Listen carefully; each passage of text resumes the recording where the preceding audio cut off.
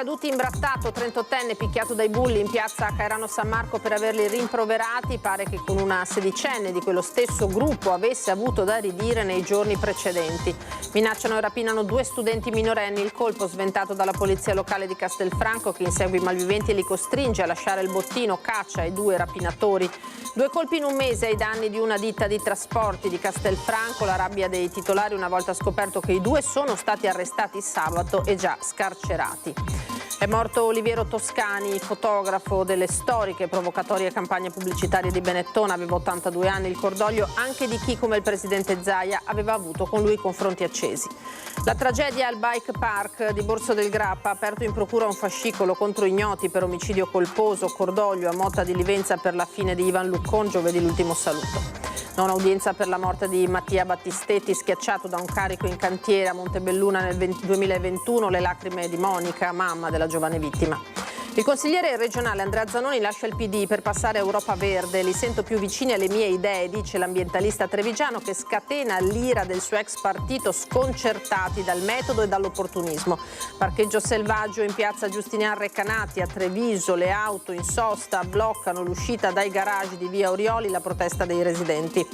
Dal 13 al 16 gennaio di 40 anni fa l'impressionante perturbazione che imbiancò anche il Veneto in quella che venne definita la nevicata del secolo. Dall'archivio storico di Antena 3 le immagini di una Treviso quasi irriconoscibile. Eccoci in diretta, ben ritrovati, buonasera, edizione di Treviso dei nostri telegiornali. Andiamo alla cronaca, allora adesso lo avete sentito, monumento ai caduti imbrattato a Cairano, un 38enne rimprovera dei ragazzini in piazza, viene accerchiato e picchiato. Pare però che con una sedicenne proprio di quello stesso gruppo avesse già avuto da ridire nei giorni precedenti all'esterno di un supermercato. È successo quello che magari poteva essere evitato. Immondizia sul monumento ai caduti in piazza Cairano San Marco. Un giovane rimprovera i ragazzini che stazionano malgrado i divieti nell'area e lasciano in giro rifiuti e sporcizia. E per tutta risposta viene picchiato, tanto da riportare una lesione al polso e dover ricorrere alle cure del pronto soccorso. L'episodio in serata. La vittima della violenta reazione del gruppetto di minorenni a Sporto denuncia i carabinieri su un gruppo social comunale lo sfogo dei familiari del giovane, che chiedono una giusta punizione per il responsabile e avvisano le famiglie: state crescendo dei bulletti. È grave, sì, ma come penso che il branco da sempre è forte, ed è quello che spaventa di più. Il fatto del branco è un problema. È un problema. Già a dicembre l'amministrazione era intervenuta per limitare l'accesso al monumento. Quel posto lì è oggetto anche appunto di un'ordinanza, proprio perché si erano verificati dei problemi, nel senso con l'immondizia, con comunque lo stazionamento, il bivaccamento di sti gruppi di ragazzini, mi dicono. Dall'abbandono di rifiuti alla violenza, dunque, la sindaca fa sapere che l'amministrazione non si ferma alla sola condanna dell'episodio. Abbiamo attivato una serie di convenzioni e di modalità con delle cooperative proprio per intervenire nel territorio per il disagio giovanile.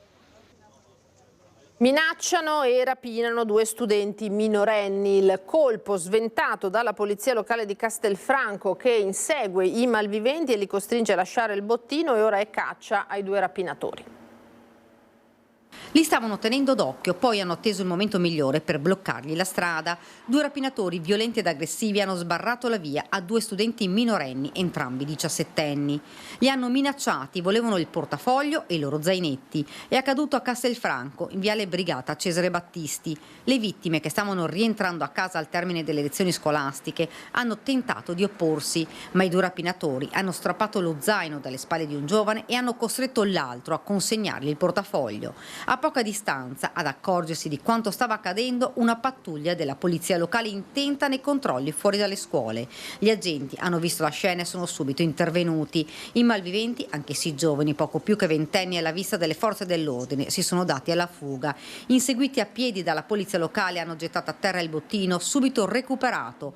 I rapinatori si sono poi dileguati, facendo perdere le tracce. La polizia locale ha riconsegnato lo zaino e il portafoglio agli studenti, che, ancora sotto shock, hanno hanno raccontato quanto accaduto ed è in corso l'attività di indagine da parte del comando di Via Venale.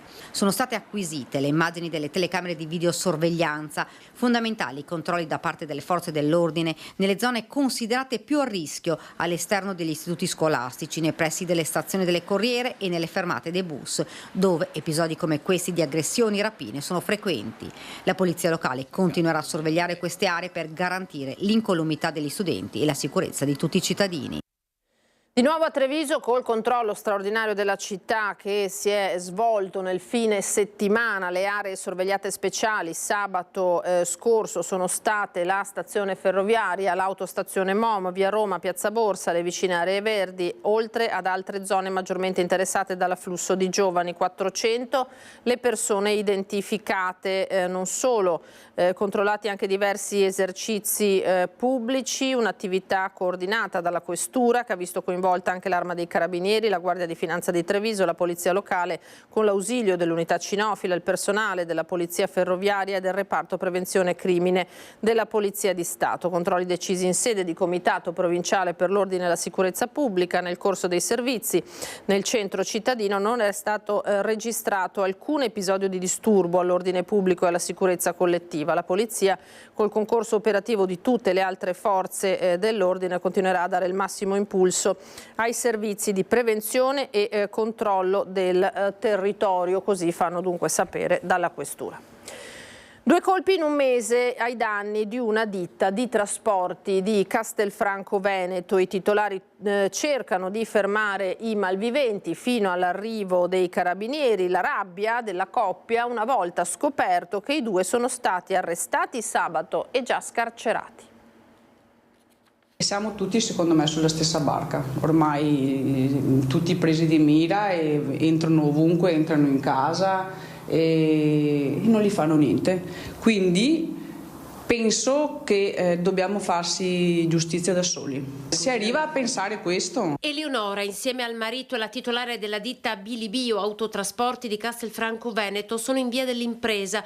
Nell'ultimo mese i ladri sono entrati 2 volte, l'ultima sabato sera. Hanno telecamere fuori e dentro l'azienda, telecamere che hanno filmato i ladri mentre tagliavano i teloni dei rimorchi dei loro camion per cercare qualcosa da rubare. Noi subito corriamo qua nel posto e ci accorgiamo che ci sono degli intrusi all'interno. Chiamiamo i carabinieri, noi intanto con gli abbaglianti della macchina li teniamo monitorati e sono riusciti a prendere prima il primo. Il secondo non lo si vedeva perché era nascosto e praticamente era sopra sulla centina dei rimorchi, sul tetto del rimorchio, e noi che eravamo in macchina riuscivamo a vedere dov'era. Hanno cercato di scappare. Eleonora con il marito li ha praticamente bloccati dall'auto fino all'arrivo dei carabinieri, con i quali è rimasta sempre in contatto telefonico.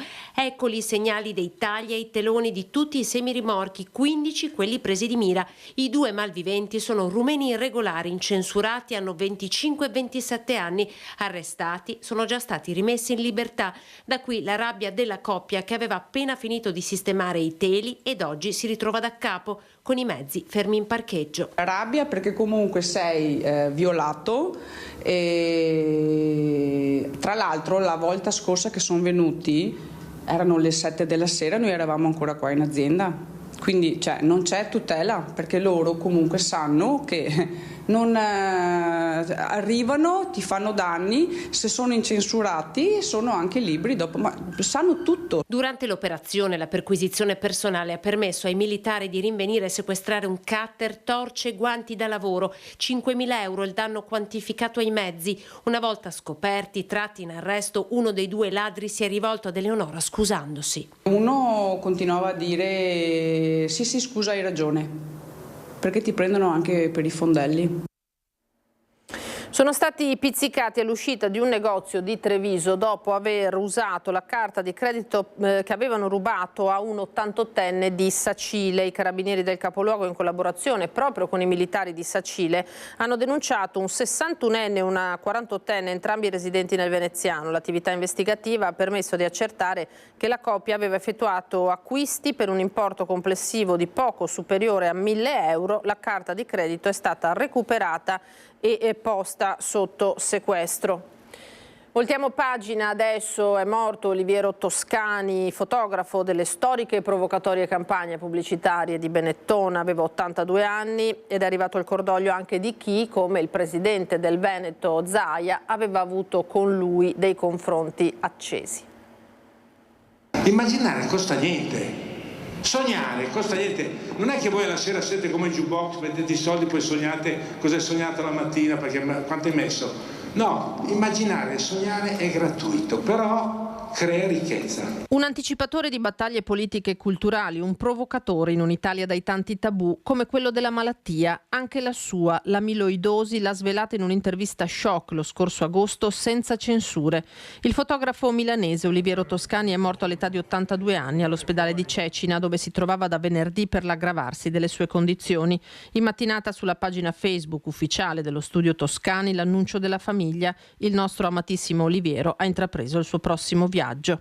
Irriverente, visionario, un rivoluzionario della comunicazione che attraverso il suo obiettivo ha ritratto dei grandissimi, da Andy Warhol a Mohamed Ali, da Sofia Loren alle top model degli anni 90. Nel 1982 l'inizio del lungo sodalizio con la famiglia Benetton, e proprio di Benetton è uno dei primi messaggi di cordoglio. Per spiegare certe cose le parole non bastano, ce l'hai insegnato tu, e allora preferiamo salutarti con un'immagine che hai scattato per noi tanti anni fa, nel 1989.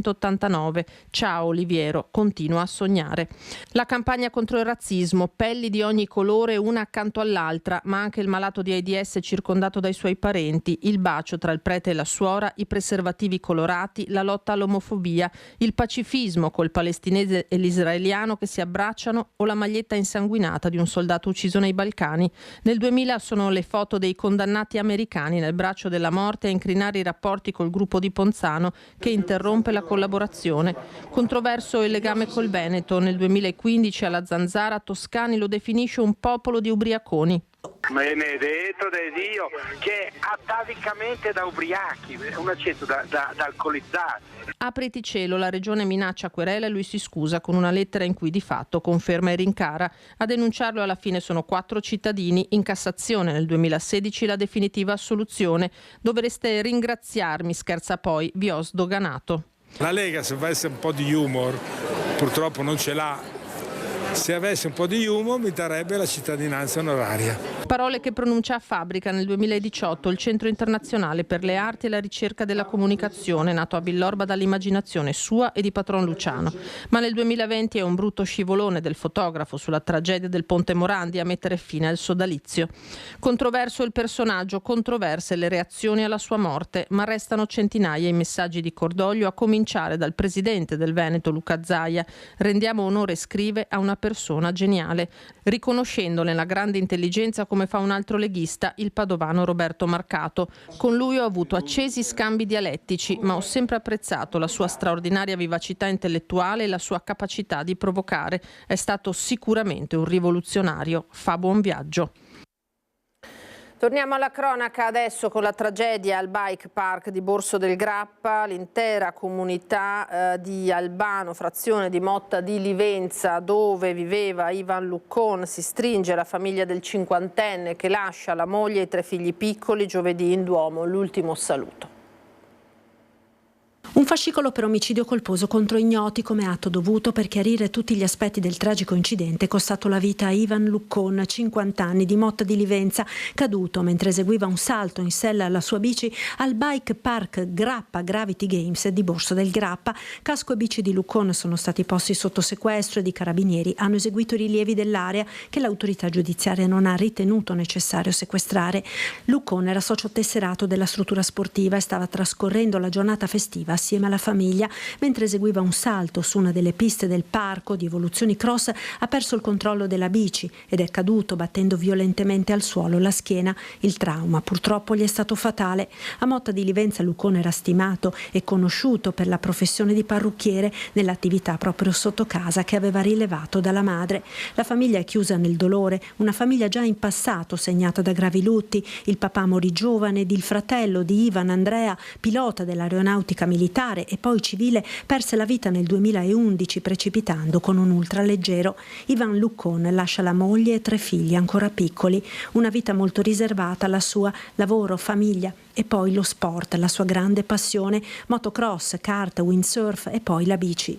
Nella frazione di Albano amici e conoscenti sono sconvolti dalla tragedia e si stringono alla famiglia. Ci conoscevamo proprio dall'infanzia. La frazione di Albano è parecchio sconvolta, è sotto shock, ma per tutta una serie di cose, per il dispiacere della famiglia, per quello che è successo in passato e perché è una cosa così improvvisa, purtroppo non se l'aspettava nessuno, insomma, anche perché sapevamo che lui era un amante di sport estremi e comunque è sempre stato uno anche molto bravo, premuroso, era scrupoloso. L'ultimo saluto a Ivan Luccon giovedì alle 15 nel Duomo di Motta di Livenza.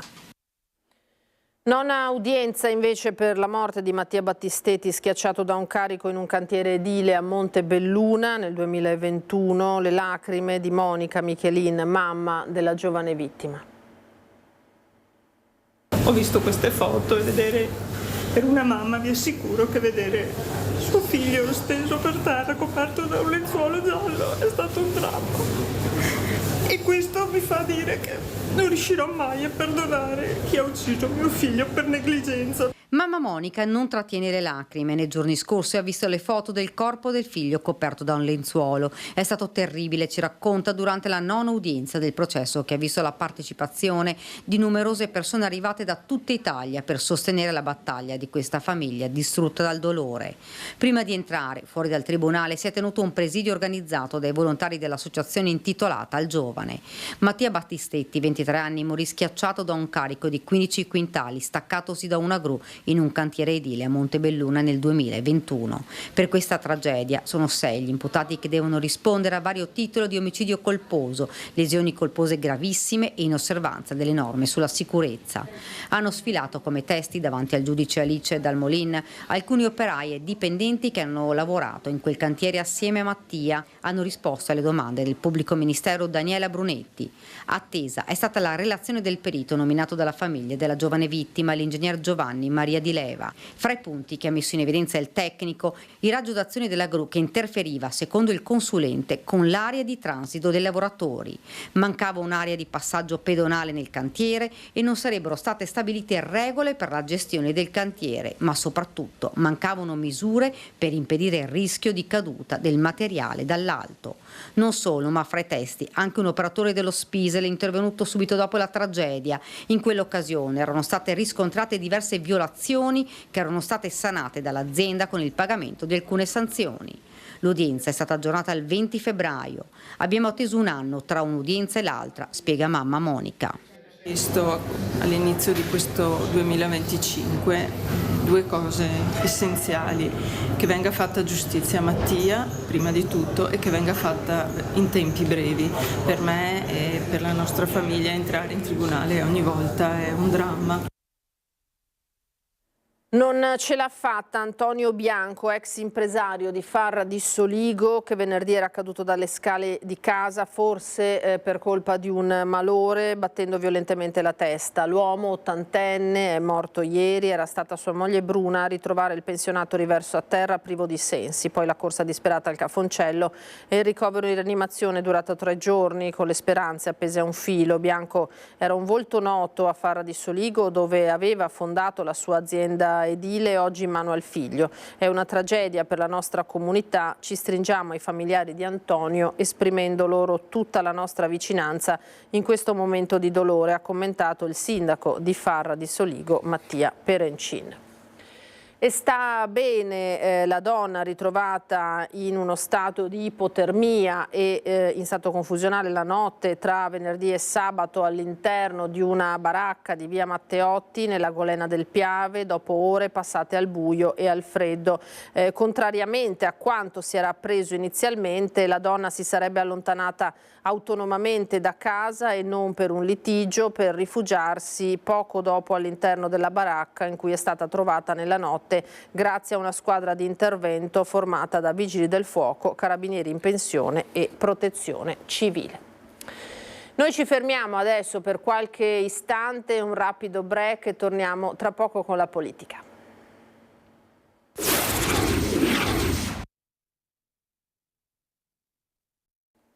Di nuovo in diretta con l'edizione di Treviso dei nostri telegiornali, parliamo di elezioni regionali tra Lega e Fratelli d'Italia, è davvero guerra di nervi, nuovo out del Carroccio, sul Veneto continuerà a sventolare la bandiera di San Marco, anche se Roma non vuole, dice Alberto Villanova, capogruppo lighista, spero non ci sia alcuno strappo, è la risposta invece del meloniano Tommaso Razzolini. È anche vero che noi vorremmo continuare questo percorso insieme agli alleati che ci sono stati leali in questi anni. Però una cosa deve essere chiara. Per la Liga Veneta e per il Veneto decidono i veneti. Come un'altra cosa deve essere scolpita nella roccia, che sulla regione Veneto continuerà a sventolare la bandiera di San Marco. I toni restano barricaderi, la tensione elevata tra Lega e Fratelli d'Italia sembra ormai una guerra di nervi, con i primi che paventano apertamente lo strappo di fronte a un candidato governatore non leghista e i secondi che vogliono far pesare i risultati record delle ultime elezioni, politiche prima, europee poi. Di opzione Fratelli d'Italia da considerare aveva parlato la premier Giorgia Meloni in conferenza stampa giovedì scorso, giorno nel quale il Consiglio dei Ministri ha impugnato la legge regionale campana che consentirebbe il terzo mandato a Vincenzo De Luca, uno stop politico di fatto anche allo Zaia Quater, e questo in attesa di una pronuncia della Corte Costituzionale. Intanto nel lessico leghista di inizio 2025 torna la contrapposizione netta tra Roma e Venezia. Tutti noi vorremmo che il prossimo candidato fosse ancora il presidente Zaia, ma come vedete i romani stanno facendo una strenua resistenza. Io sono profondamente convinto che la Lega insieme alla lista Zaia siano pronte ad affrontare qualsiasi scenario. Credo che questo dibattito sulla stampa non faccia bene, non aiuti, e che debba essere una cosa discussa su un tavolo di lavoro a livello nazionale, come viene fatto con tutti i dibattiti per le elezioni regionali, quindi non è una novità ma è una prassi consolidata. Ovviamente Fratelli d'Italia, come la Lega, come Forza Italia, quando andranno a porsi a livello nazionale hanno comunque sentiranno comunque le segreterie regionali, le segreterie provinciali, quindi hanno chiaro insomma la situazione del proprio partito nella propria regione. Per il momento tocca a Fratelli d'Italia almeno apparentemente il ruolo di forza federatrice, anche se lo stesso Raffaele Speranzon, senatore meloniano, ha fatto sapere tramite Gazzettino di non temere corse in solitaria. Chiaro che uno strappo veneto potrebbe avere ripercussioni sulla stessa stabilità di governo. Mi auguro assolutamente che non si arrivi allo strappo.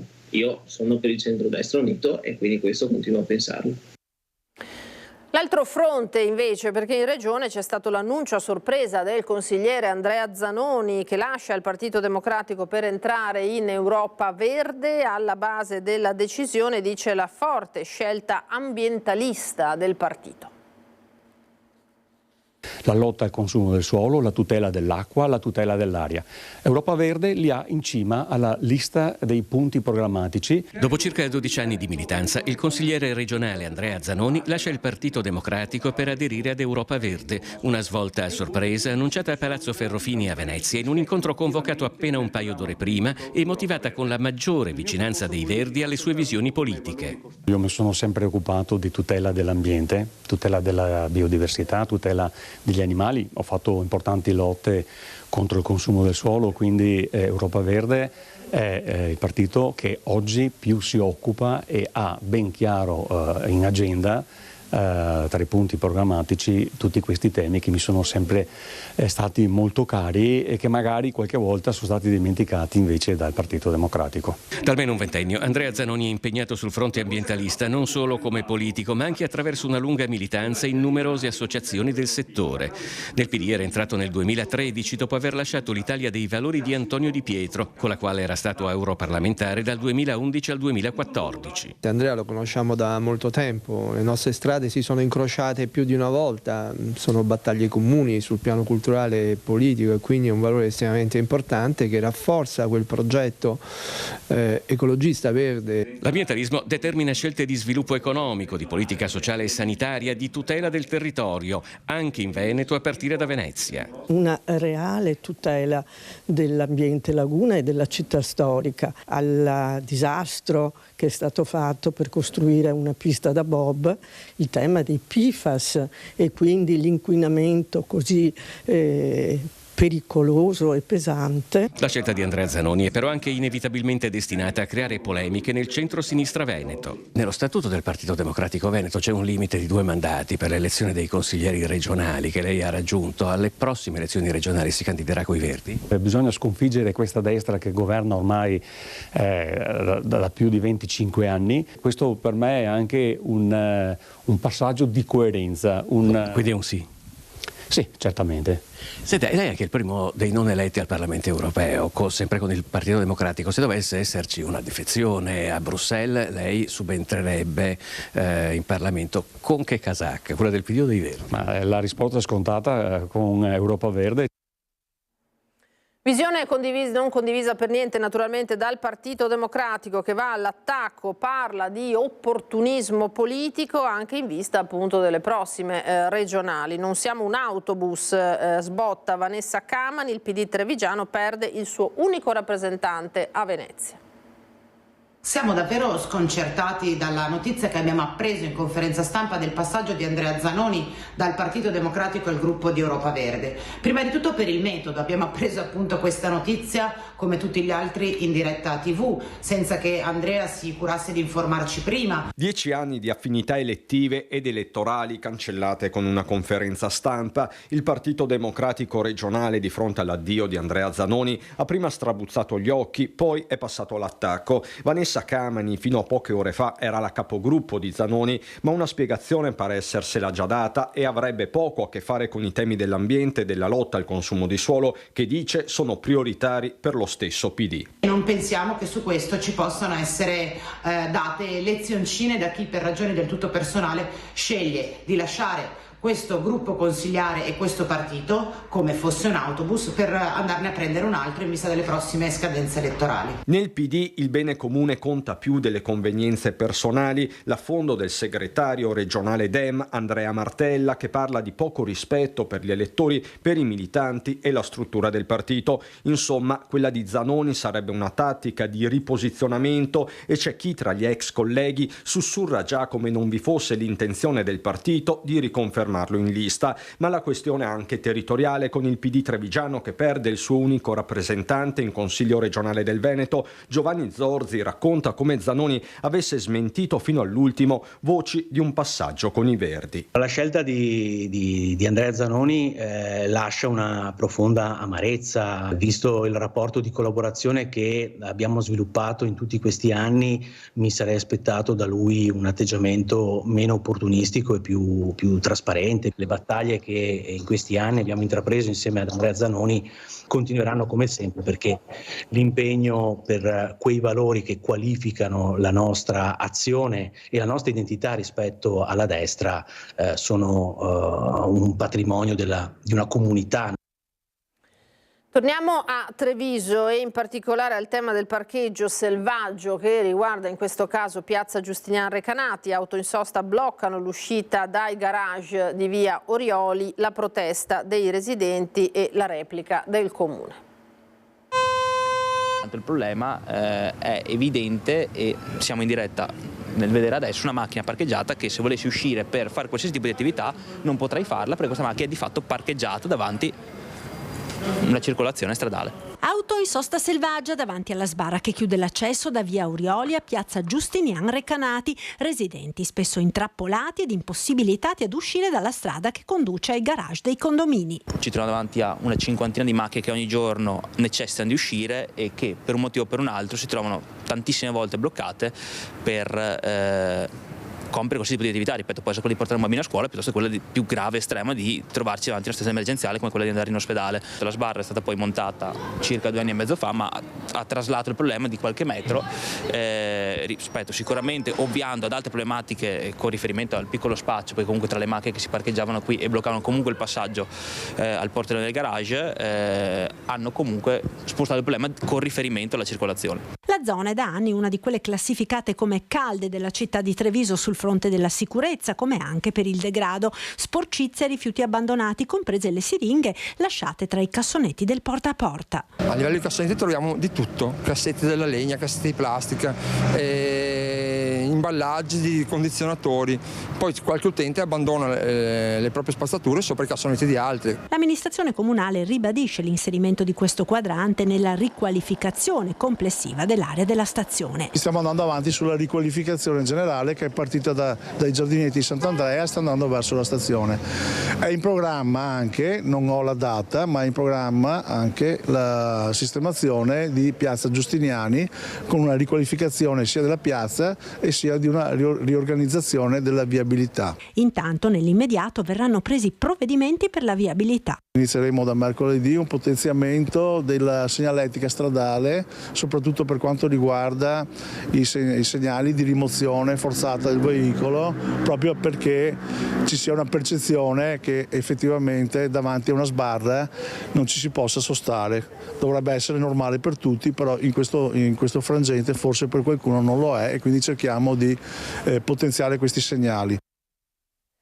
Lo sport adesso ufficializzato in queste ore il percorso del Giro d'Italia numero 108 in programma dall'8 maggio e come era stato preannunciato nei mesi scorsi la Carovana Rosa vedrà una tappa, la 14ª, a partire da Treviso nella suggestiva cornice di Piazza dei Signori. I campioni delle due ruote partiranno dunque dal capoluogo della Marca per arrivare poi a Gorizia, Nova Gorizia, dove le capitali europee della cultura 2025 saranno pronte a ospitare il traguardo in piazza Transalpina, ora cerniera tra l'Europa unita, dove fino al 1991 c'erano muri e filo spinato.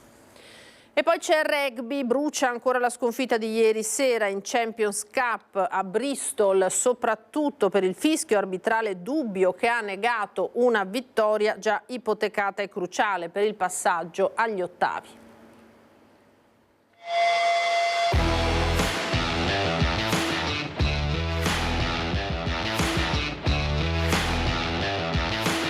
Trasformare la rabbia in benzina per giocare al meglio sabato contro i francesi di La Rochelle davanti al pubblico amico di Monigo. È il messaggio di coach Bortolami ai suoi leoni feriti, perché fa ancora molto male quel 35-29 a Bristol contro i Bears. Una sconfitta condita dalla polemica per la meta annullata a Smith. Punti che avrebbero portato negli ultimi minuti al sorpasso e alla vittoria del Benetton, cruciale per sognare il passaggio agli ottavi di Champions Cup. Una chiamata a dir poco dubbia del Television Match Official, il VAR del rugby, per una ostruzione di Menoncello che, inutile dirlo, i biancoverdi negano nel modo più assoluto.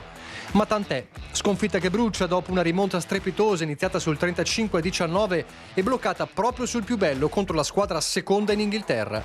E anche perché ora la qualificazione agli ottavi di Champions, impresa mai riuscita a una compagine italiana, è davvero appesa a un filo. E allora ritorna il messaggio chiaro di Bortolami: la rabbia c'è, ma va convogliata nella partita di sabato, perché tutto ancora si può decidere. Nel pool 2 davanti al Leinster c'è proprio il La Rochelle che arriva a Monigo, poi Bath e Benetton appaiati chiudono Clermont e Bristol. I leoni devono vincere e sperare che l'incrocio dei risultati possa portare alla storica qualificazione per cancellare l'amarezza di un fischio di troppo.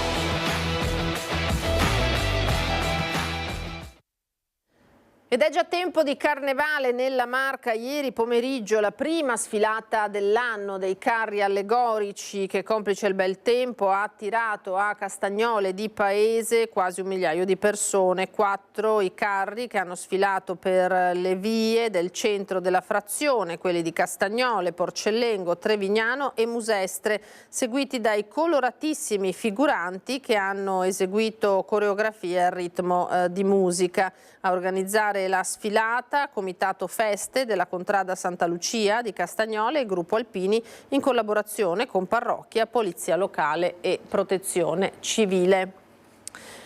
40 anni fa invece il grande freddo colpì l'Italia e così il Veneto per giorni, temperature glaciali, poi nevicò senza tregua. I primi fiocchi caddero proprio il 13 di gennaio. Nelle immagini la neve che imbiancò Treviso nel 1985, ripresa dalle nostre telecamere e mandata in onda nei notiziari di Antenna 3 dell'epoca.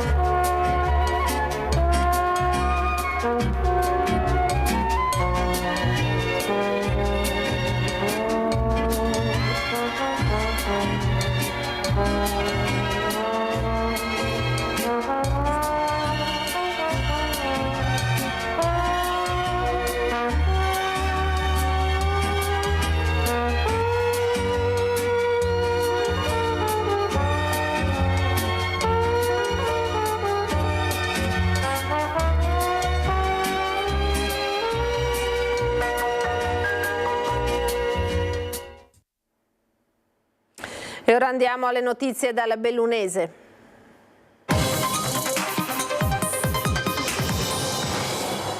Ripartiamo dunque dalla cronaca di questa giornata. 8 ore di sciopero, presidio davanti alla sede di Confindustria Dolomiti stamattina per una folta rappresentanza degli oltre 6.000 lavoratori del comparto metalmeccanico. Saltata la trattativa per il rinnovo del contratto nazionale, prende forma la protesta. I lavoratori e le lavoratrici si astengono dal lavoro per dare un segnale a Federmeccanica e non ci fermeremo qui. Un contratto scaduto da 7 mesi, una trattativa in corso da novembre interrotta per le inaccettabili, così sono state definite, posizioni di Federmeccanica. FIM, FIOM e UILM della provincia di Belluno hanno portato i lavoratori davanti alla sede di Confindustria per la giornata di mobilitazione. 8 ore di sciopero, oltre alla sospensione degli straordinari. Abbiamo fatto richieste di incrementi salariali che vanno al di là del recupero dell'inflazione e lo chiediamo perché siamo convinti che ci debba essere una ridistribuzione della marginalità fatta da imprese che stanno andando molto bene. Quanto accade a livello nazionale si riflette nel Bellunese perché il metalmeccanico è un comparto strategico che conta più di 6.000 lavoratrici e lavoratori. Innovative le richieste delle categorie sull'orario di lavoro che ad oggi Confindustria ha deciso di non volere ascoltare. Ad oggi, di fronte a richieste economiche che parlano di 280 euro nel triennio, la risposta di Federmeccanica è 173 in 4 anni, quindi a casa mia è quasi meno della metà, spalmato così. Siamo di fronte ad una visione retrograda del mondo della realtà e per questo oggi scioperiamo. Se non si riapre la trattativa, voi siete disposti ad andare avanti a oltranza, ci pare di capire? Assolutamente sì, i lavoratori hanno votato la piattaforma per il rinnovo del contratto al 98%. Noi abbiamo rotto il tavolo. Rispetto, dignità e risposte chiedono le lavoratrici e i lavoratori del metalmeccanico. Fondamentale il loro contributo per il rilancio del paese, affermano con forza FIM, FIOM e UILM. Le richieste che noi abbiamo fatto non è soltanto per quanto riguarda il salario, ma è una visione che il sindacato e i lavoratori hanno per il futuro di questa nazione e soprattutto di questo territorio.